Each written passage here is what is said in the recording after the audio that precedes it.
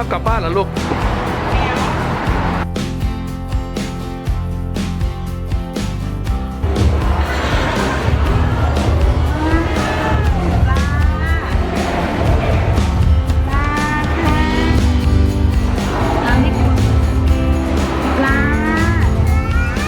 อุ้ยเรียกปลาได้ด้วยลูกชอบตัวไหนชิ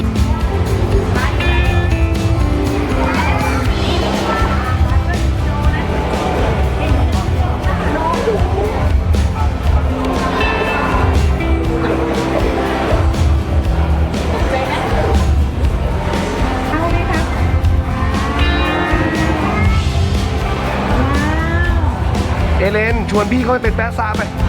ไหนคะให้เลือกหนึ่งตัวซ้ายกลางขวา